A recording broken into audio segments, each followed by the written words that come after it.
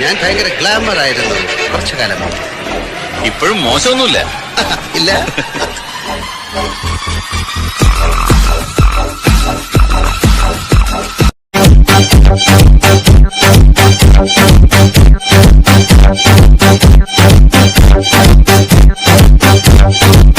ഒരു വല്ലം പൊന്നും പോലും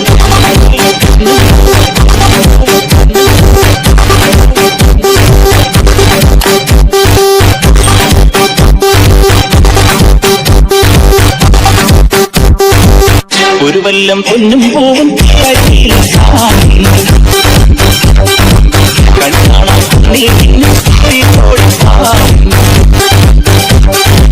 മടകാളി പെണ്ണെ നിന്ന്